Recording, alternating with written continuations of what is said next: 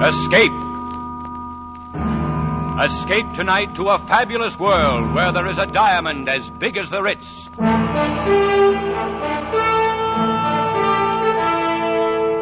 The Columbia Broadcasting System and its affiliated stations presents Escape, a new series of programs of which this, the third, is The Diamond as Big as the Ritz by F. Scott Fitzgerald, produced and directed by William N. Robeson.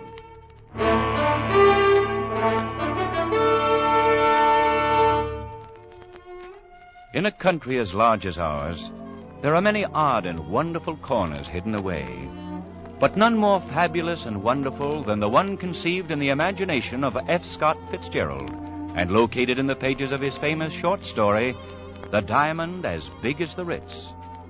It is described in the words of John Unger, 20 years old, impressionable, and quite willing to swear to the truth of this whole strange affair. I'd been going to the St. Midas prep school for a couple of years, and this was my second summer vacation. I'd met this fella Percy Washington during the winter and got to be pretty good friends with him. Only I didn't know about his family or where he came from or anything like that. Of course, I knew he must be rich, because all the fellas at St. Midas come from wealthy families. So when he invited me to spend the summer at his home out west someplace, that was okay by me. Well, we'd been on the train overnight when he first mentioned it. I don't even remember now what led up to it. We'd been talking about first one thing and then another. Exactly where is your home, Percy? I mean, you bought the train tickets and all. It's in Montana, sort of. Montana? Oh, yes. It's pretty wild country, isn't it? Some of it is. Well, now you take Hades, Missouri, where I come from. It's been settled for 150 years. One of the first towns on the Mississippi River. Indeed. Oh, sure. That's very interesting. Well, I sure do appreciate you not making jokes about it. You know, the way some of the fellas do when I say, I come from Hades. Why, my father's plantation stretches from... John, do you know that my father is the richest man in the world? Oh? By far the richest? Well, I read about a man that paid taxes on a $5 million income. Small fry. If my father paid tax on his real income, he'd disrupt the whole economy of the United States. No kidding. I like rich people. And the richer a fella is, the better I like him. My father could buy out all the millionaires in the country and not even know he'd done it. Is that a fact? Well, I visited the Schlitzer Murphys once. They're plenty rich. Why, their daughter Vivian's got rubies as big as hen's eggs. And sapphires that glow like headlamps. I like jewels. Always have. I used to collect them instead of stamps. And diamonds. Well, the Schlitzer Murphys had diamonds as big as walnuts. Oh, that's nothing. Huh? Nothing at all. My father has a diamond as big as the Ritz. Please, I'm not joking. But you mean as big as the Ritz-Carlton Hotel? Exactly. My father has a diamond as big as the Ritz.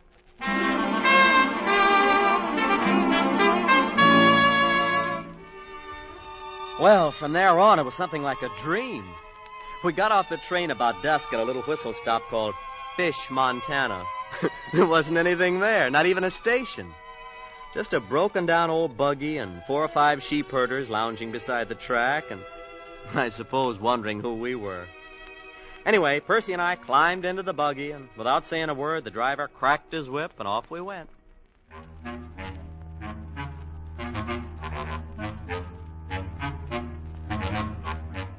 I don't know how far we traveled. We didn't seem to be following any road. After an hour or so, it got dark, but the driver kept right on, never saying a word. I hope you'll pardon this inconvenience, John, but we have to take certain precautions, you know. Oh, that's all right. Anyway, we're almost there. Your home, you mean? Oh, no, to the place where we consider it safe to transfer. Transfer? What do you mean? There's the signal now. Headlights. Pull up the horse, Absam. Here we are. An automobile. But how? Well, there's no road. Oh, this car's specially built. Doesn't need roads. Welcome home, master.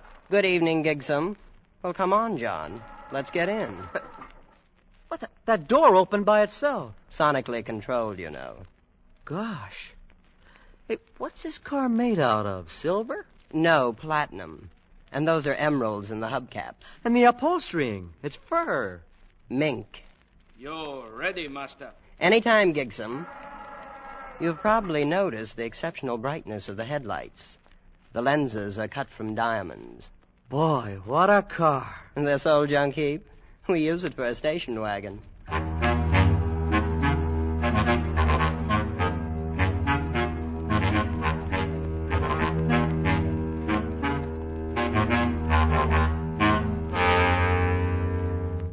What are we stopping for? This is just a deserted canyon. Oh, we're not there yet, John. It's a little further. Wait, you'll see. Hello, Lower way. Percy, what's that? That noise. They're sending the hooks down. Hooks. Yes, to attach to the wheels. You know, that's what Gigsum is doing now. But Oh, yes, I forgot to mention. Gigsum will look after you during the visit. Look after me? Your personal valet. Of course, there'll be other slaves available, too, whenever you need them. Do you have a lot of slaves? Oh, 300 or 400, I suppose. Oh, all ready, Gigsum?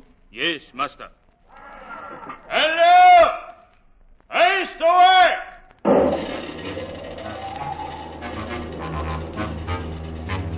Hey, look!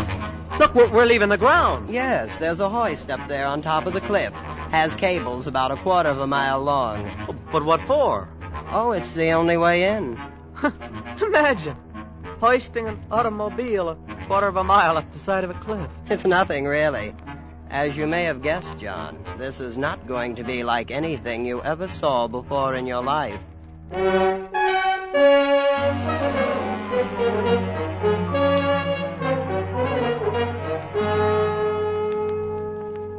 Well, John, there it is. That's your home? Oh, it's magnificent. Palatial. It's not a bad little place. How big is it? I suppose you mean the number of rooms. I think it's around 140. But Father may remember exactly. Then, of course, there are other buildings. Slaves' quarters and things. Why hasn't anybody ever found out about it? This place, I mean. Well, for one thing, it's the only 5 square miles in the United States that have never been surveyed. Huh? Why not? Oh, things were arranged. I don't see how that's possible. Believe me, it hasn't been easy. I understand Grandfather had to bribe 3 government bureaus, a vice president, and half of Congress once to keep this place off of the maps. Oh, but surely somebody stumbled onto it. Prospectors, people like that? Oh, yes, that happens occasionally. Then, of course, we have to arrange things. You mean... Not always. Usually we just take them prisoner and keep them. Same as the aviators. Oh, planes come here? Well, once in a while they fly over. Of course, they never get away. We have 9 anti-aircraft batteries around the hill here. You shoot them down? Oh, yes, great sport. It does upset Mother a bit, though. And there's always a chance that one might get away. That's Father's greatest worry. Well, this place... This whole thing, it's fantastic. Oh, come now, John. I picked you for a fellow with his feet on the ground. And you haven't seen anything yet, you know. This is only the beginning.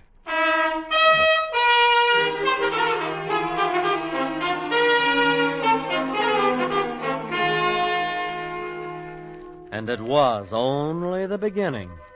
We crossed the acres of lawn and entered the great chateau. And from that moment on, vision upon vision tumbled together in a gigantic kaleidoscope of color, symmetry, and exquisite harmony. Well, there were corridors lined with gleaming crystals, lit by lamps cut from emerald. And there were great halls carpeted with chinchilla fur and ermine, and some with floors of clear transparency, flaming in the shifting glow of a myriad-colored fire beneath them.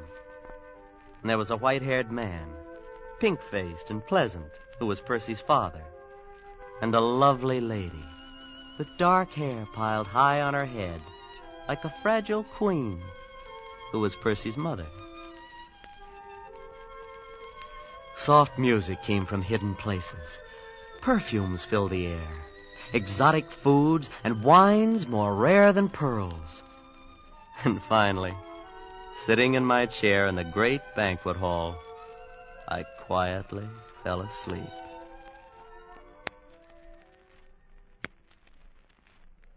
I thought there could be no more nor greater wonders. I was wrong. There were many more and greater ones. And one of them I discovered the next morning in the garden.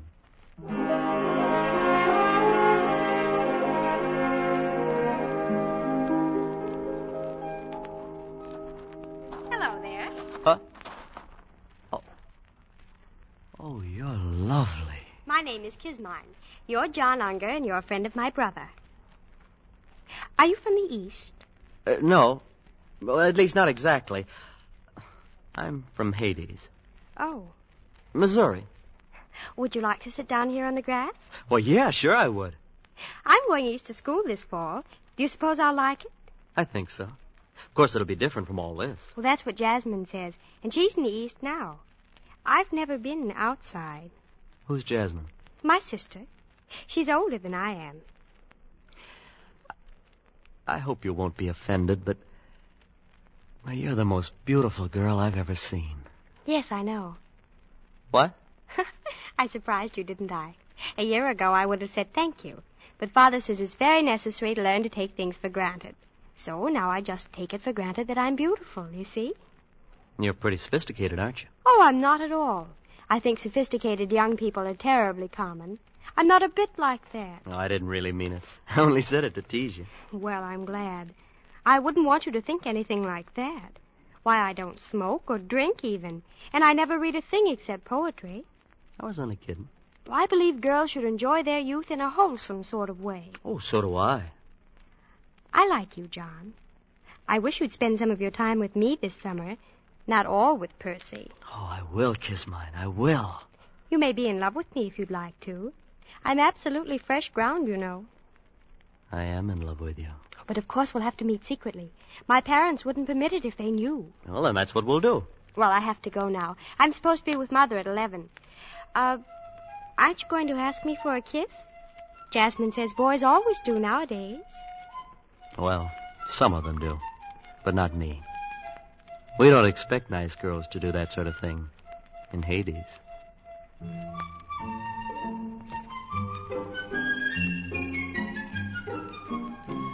It was a funny thing.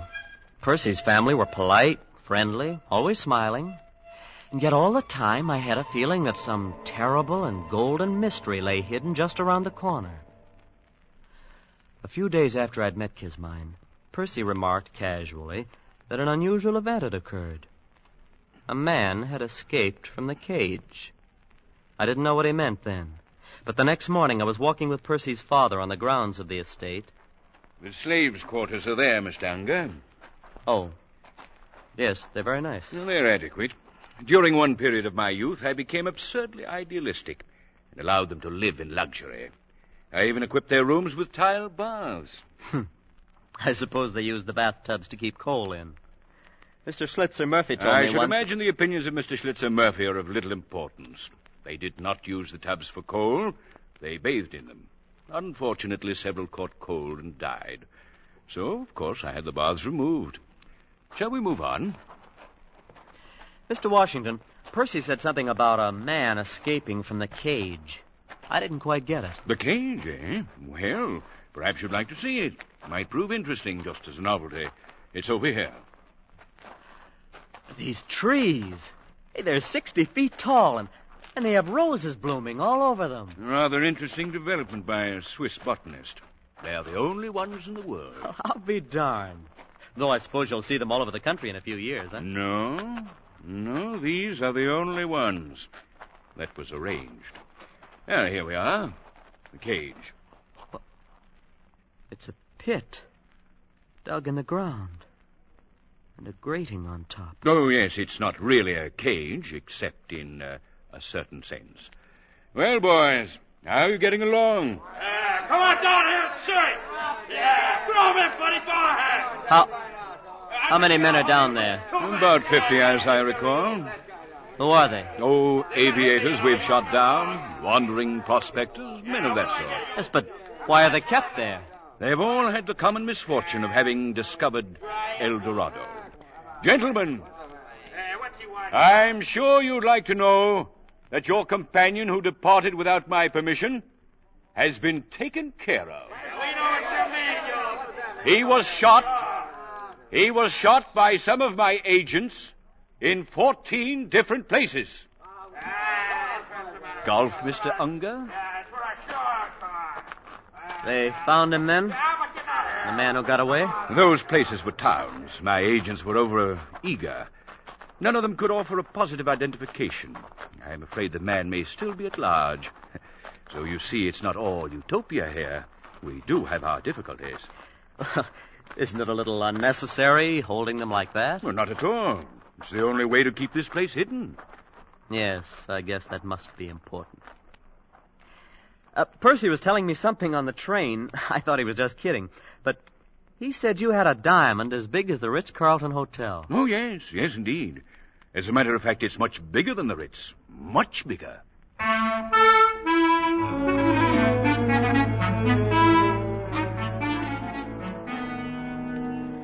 Well, summer went on, and I was more and more in love with Kismine. Oh, she was priceless, exquisite, like no other girl in the world. After a couple of weeks, I kissed her, of course, and I was really in love for the first time. Oh, I should have known. I should have put two and two together when Percy's father showed me the cage. But I didn't until one morning late in the summer, I'd slipped off with Kismine to the rose garden. Kismine, I think we ought to elope. Oh, I don't know.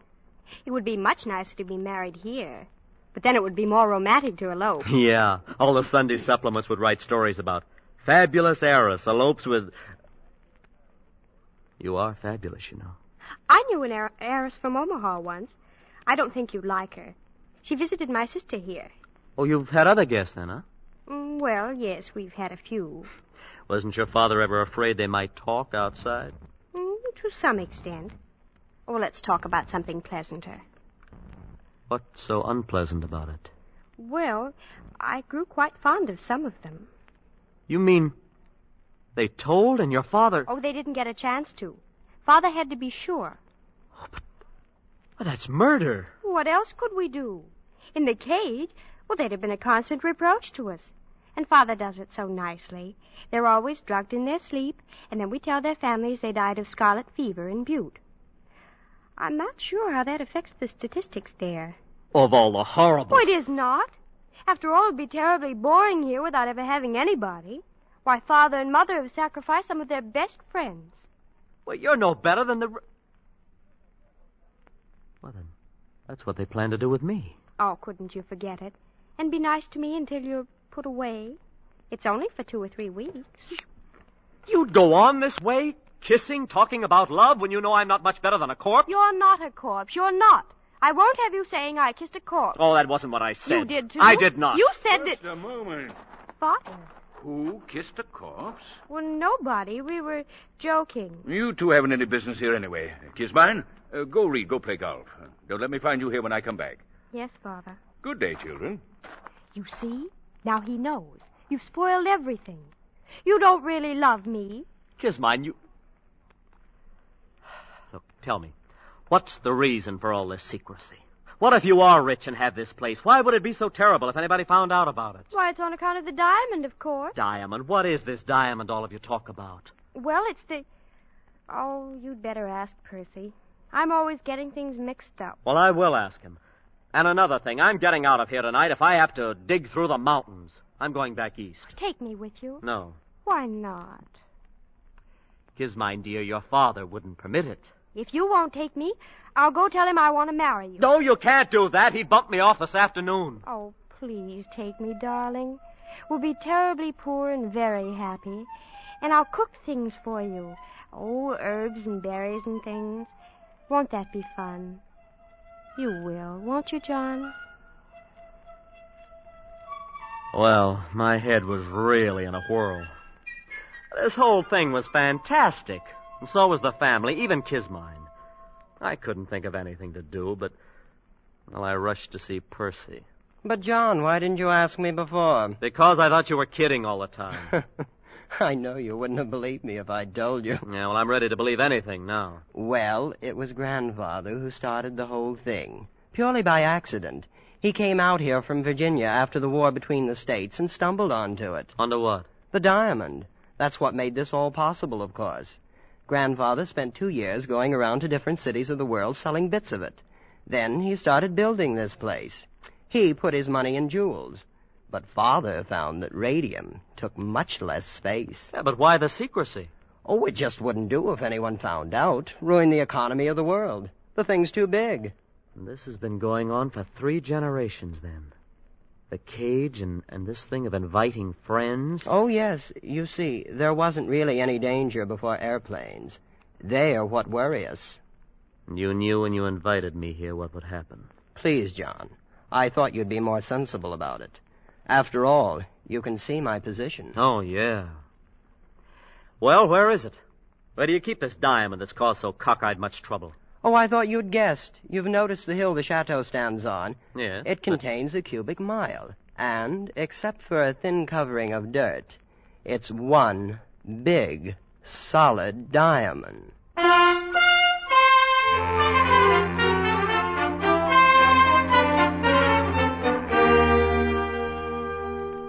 It was nearly midnight. I don't know what woke me, but all of a sudden I was staring across the patches of moonlight spotting the ermine carpet of my bedroom, staring at 3 slaves I'd never seen before. They'd just slipped inside the door and stood there, each with a vicious length of shiny copper wire. The official executioners. I lay there on the bed watching them, counting heartbeats, not daring to move, not daring not to move. They didn't know I'd wakened, and they began edging across the room.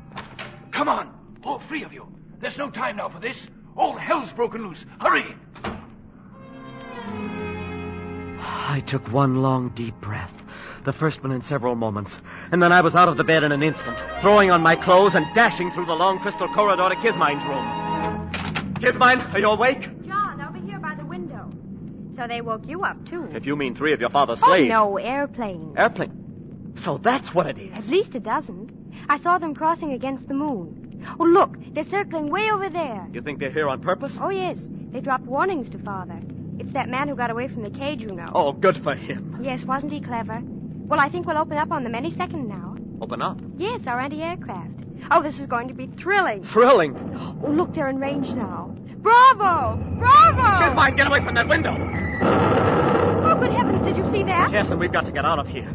Can't you understand? They'll bomb the chateau next. I know. There's a little grove across on the side of the mountains. We always keep one of the cars there. Oh, we have a nice view of everything. A nice view? Kismine, you don't seem to understand. They mean business. They're out to finish off you and your whole family. Oh, but it all seems so silly. Or when you come right down to it, they've never even met us.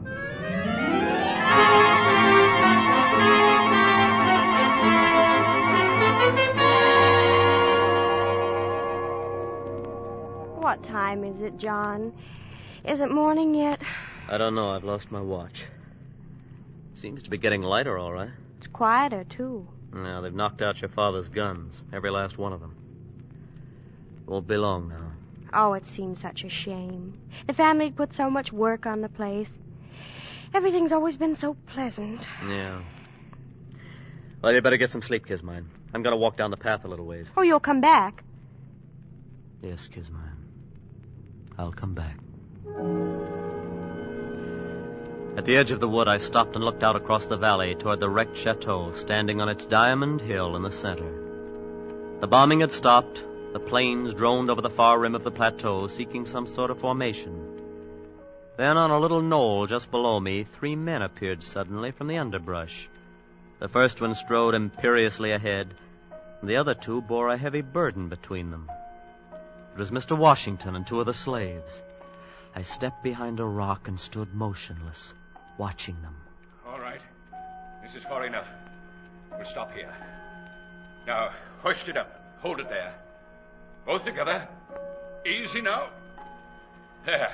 The burden they held up to the heavens was an immense diamond, cut and polished, catching the first faint rays of the dawn and gleaming like a fragment of the morning star. Now, you out there. You there. I could see no one else anywhere in view. You above there. I want you to understand, this is only a sample. I'll give you 1,000, cut as fine, set in pedestals of platinum. and I'll build you a temple 1,000 feet high, cast of solid gold. And on the top of it, I'll put one diamond 100 feet across, set there forever to catch the rays of your sun. A thought began to dawn on me. I couldn't believe it. I'll letter your name on the temple in emeralds, and I'll see that the whole world worships at its base. All you have to do is make everything the way it was before. Mr. Washington was offering a bribe to God.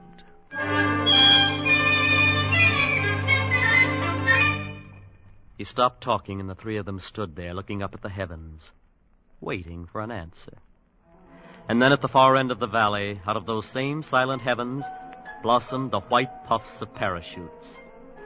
The man who tried to bribe God looked up and saw them, became old in an instant, and turning with lowered head, walked down the path toward the chateau.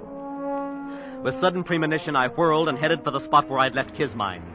Kismine in the car that needed no roads.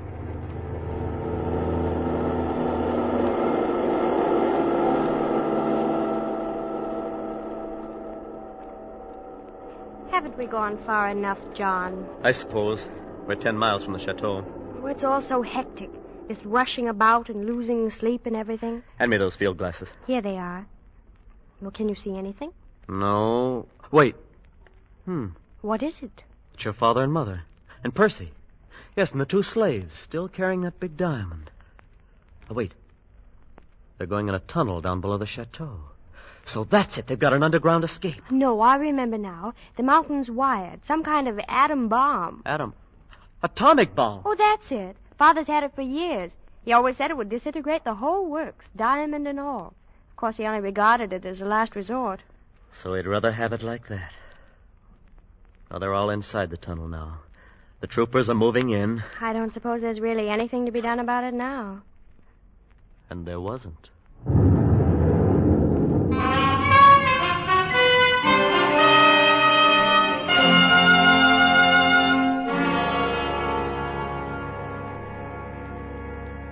I keep thinking about things the way they were. It was all so pleasant. Oh, I don't suppose it will be ever exactly like that again. Not ever, Kismine. And maybe it never was. Youth's a time for dreaming, and dreams die, too.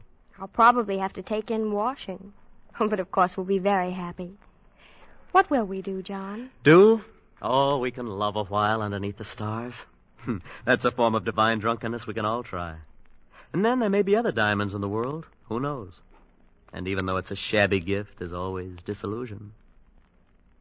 Turn up your collar, Kismine, before you catch pneumonia.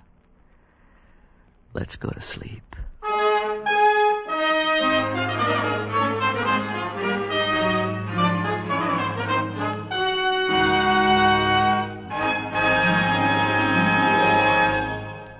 The Diamond as Big as the Ritz by F. Scott Fitzgerald was adapted for radio by Les Crutchfield and produced and directed by William N. Robeson, with Jack Edwards Jr. as John, Danny Merrill as Percy, and Linda Mason as Kismine. The special musical score was conceived and conducted by Cy Feuer.